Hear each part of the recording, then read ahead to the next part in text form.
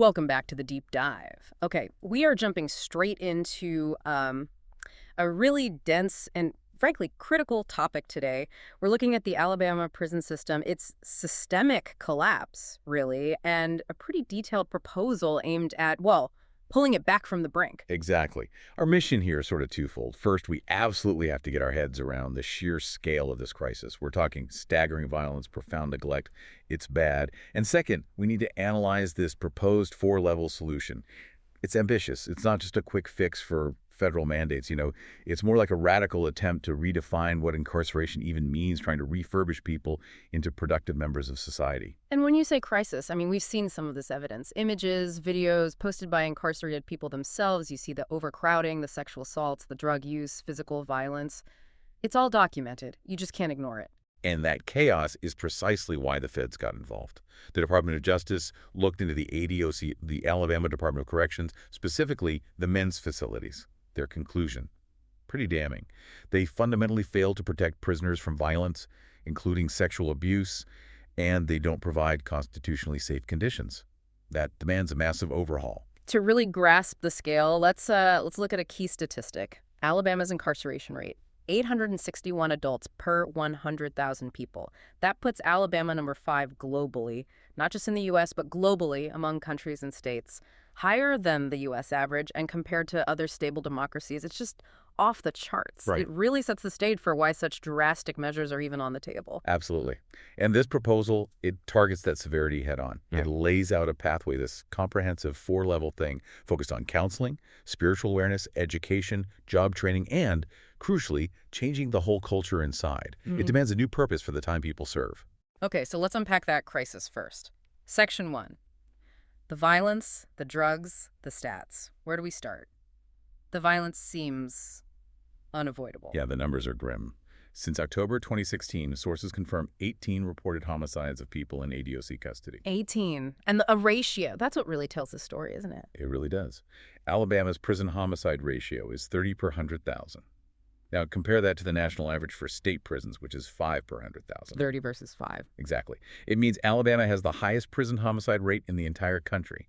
An inmate is 6 times more likely to be murdered inside an Alabama prison than in the average U.S. facility. 6 times. And it's not just homicides. There's this palpable despair inside. The sources point to a sharp rise in other crises. Like September 2018 alone, 7 completed suicides and 40 attempted suicides in 1 month. 40 attempts. That level of self-harm, it just screams chaos, right? A deadly environment, totally lacking effective oversight or, frankly, any real intervention. So what's fueling it? You mentioned drugs earlier. Yeah, that's problem number 1, you could say. An uncontrolled drug epidemic. There's online evidence showing rampant illegal drug use, including this deadly stuff called flakka. It's a dangerous synthetic stimulant, sometimes called gravel. It leads to severe psychosis, even deaths among inmates. And the treatment, or lack thereof. That's the shocking part. In 2017, ADOC itself estimated that 75 to 80% of its population, that's like 16,000 to 17,000 people, reported having substance abuse problems. Huge numbers. Massive. But get this, the vast majority got no help. Over 80% of those needing treatment did not receive it that year. Only about 846 people even enrolled in a program, and just under 2,000 completed one. When 3/4 of your people are struggling with addiction, and you fail over 4/5 of them, well, you basically built instability and violence into the system itself. And that instability, it's made worse by overcrowding, right? Our sources link that directly to the violence and why reforms keep getting delayed. Definitely. Overcrowding is a major root cause. And we should probably remember the context outside the prisons, too. Alabama had the 8th highest overall crime rate in the U.S. back in 2017. Cities like Bessemer, Birmingham. They were showing up on lists of the top 100 most dangerous cities. So, high crime outside keeps feeding this overcrowded, violent system inside. It's a cycle. A vicious cycle. Which brings us to how you even begin to change things. Section 2 is about shifting the culture, staff, structure, parole. Right, because the system doesn't run itself. It relies on the staff, the correctional officers. And they're suffering too. You could argue they're essentially serving time right alongside the inmates. Think about this comparison. An officer aiming for full retirement might spend minimum almost 6 years just plogging in and out of that environment. The national average prison term served is about 2 years and 1 month. Wow. So an officer could spend nearly 3 times the average sentence just working there. Exactly. It really reframes who's being impacted by this toxic environment. If it's bad for inmates, it's definitely toxic for staff. Leads to huge turnover, burnout, fatigue. Makes sense. So what does the proposal suggest for the officers? How do you fix that? It's sort of twofold. First, make the workplace safer. They actually use the term deprisonizing the environment. Make it less like a war zone. Second, offer real competitive incentives. Better pay, for one, to reduce the temptation for smuggling contraband. Also things like workplace flexibility options for 3, 4, or 5-day work weeks, but with full benefits. Free college tuition through state community colleges, and importantly, on-site wellness programs, employee assistance programs. Treat it like the high-stress, vital job it is. Okay, so supporting the staff is key. But what about the culture for the incarcerated population? The proposal talks about a complete change in mindset. Yeah, it argues you can't treat people like animals and then expect them to re-enter society successfully. It pushes for defining positive values, making sure there's accountability, and even, interestingly, changing the physical look and feel of the place. How so? Like beyond just being safer. Yes, physical changes as psychological tools. The idea is you change the environment, you can change behavior.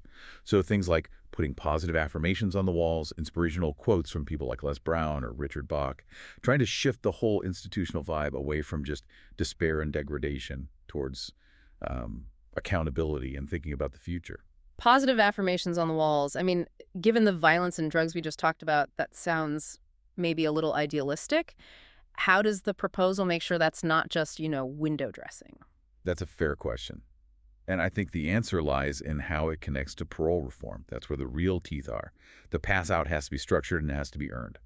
Right now, the system's overwhelmed. There's a 3-member parole board handling, on average, 29 pardon parole considerations every single day. 29 a day for 3 people. That's impossible. It's crushing. And maybe not surprisingly, about 60% of parole considerations have been denied over the last 5 years. They just can't cope. Okay, so the proposal solution is A prerequisite system. Basically, you have to earn your parole hearing. The board should only see the files of people who've actually demonstrated they're ready. what does that mean? What are the requirements? There are minimum thresholds. You have to successfully complete mandatory counseling, finish basic educational requirements like a GED, show a strong work ethic, have adequate savings built up, and critically, maintain a clean disciplinary record specifically. No write-ups for 2 years straight before you even qualify for that hearing. So the board evaluates success stories, not just manages a caseload. That's the goal. Ensure they're looking at people who've actively participated in their own rehabilitation. Okay, this earned freedom idea, it seems baked into the 4-level structure you mentioned earlier. Let's get into that. Section 3, the path to reentry. Level 1 is revive. Yep, revive. That's the starting point for everyone. Bare minimum accommodations.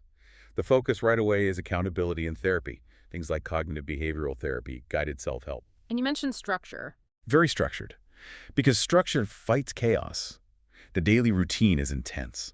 5 a.m. spiritual meditation, 6 a.m. physical training.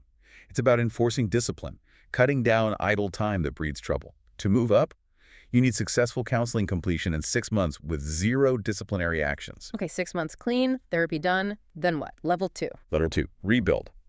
Here, the living conditions improve a bit, you get more recreational activities, but the main focus shifts hard towards education and practical skills.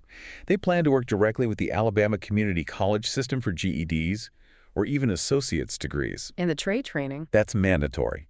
All able-bodied individuals must learn a marketable skilled trade. The environment itself becomes part of the training, for instance, the cafeteria. It'll be staffed entirely by inmates in the culinary arts program. Real practical experience. You complete your training or degree, stay clean for 1 year, then you move up again. Right. Level 3, renew. This sounds like a big shift, physically too. Huge shift. We're talking 2-person rooms now, and get this, no bars. No bars. In a prison. It's a key psychological strategy, borrowed from modern prison models, like in Scandinavia. The idea is de-escalation through normalization and trust, more like minimum security housing. The focus here also shifts from basic counseling to more like coaching work ethic, socialization skills. And people start earning real living wages through programs like PIE, Prison Industry Enhancement, where they can work for private companies or standard work release. And level 3 also brings in spousal visits. Yeah, it proposes that option, citing research suggesting that maintaining healthy relationships can significantly cut down on sexual violence inside. To get to the final level, you need to show proficiency in your trade and have 2 full years with no disciplinary issues. Okay, 2 years, clean, stilled up, then level 4, reinforce and release. Exactly. This takes place in a modern facility, specifically modeled after successful international systems, like the Norwegian model you mentioned. It prioritizes rehabilitation, reducing institutional violence through trust.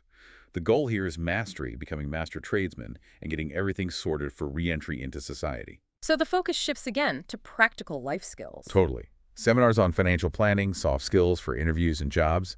There's even an option to pursue a master's degree for those who are qualified. And the release itself is not just walking out the door, right? Absolutely not. There's a rigorous 11-step plan.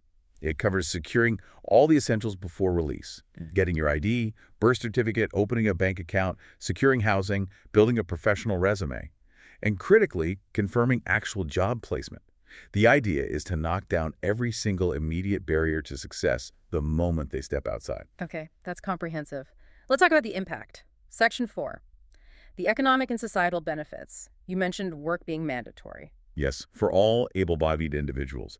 It's framed not just as cost savings, but also for boosting self-esteem, giving purpose, contributing something while serving time. And the cost savings are significant. The numbers suggest so. Back in 2017, ADOC spent about $52 a day per person. This proposal estimates a working inmate could cut that cost by roughly 30%, contributing to their own upkeep. 30%. And what about the individual? What's the goal for them financially when they leave? Well, the potential goal is pretty striking. The proposal suggests someone working consistently for, say, 5 years could leave with not just a marketable trade, but maybe around $12,000 in savings. Plus, potentially having paid off restitution to victims and being current on child support if that applies. Imagine leaving prison with skills and savings. That drastically changes your odds. Yeah, it really shifts the starting point upon release. And that financial responsibility connects directly to another concept in the plan: restorative justice. It's not just about punishment. It includes components to build awareness and empathy for victims, gives offenders a concrete way to make amends like mandatory contributions to a victim's advocacy fund for counseling or emergency needs. So pulling it all together, the potential benefits seem huge. If it works as designed, yes. Lower operating costs for the state, a major drop in prison violence, less drug use, definitely improved conditions. And the big one, reduced recidivism.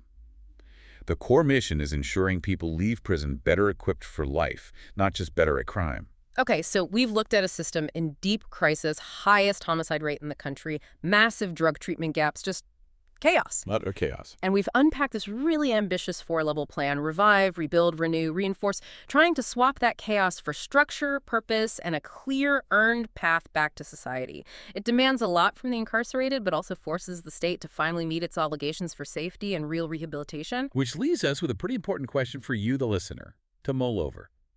Given how much this reform model banks on mandatory job training, they list like 21 trades, everything from computer programming to culinary arts to being an electrician, and demands people save significant money before release, how might forcing work and financial self-sufficiency during incarceration fundamentally change the relationship between those inside and the society they have to rejoin?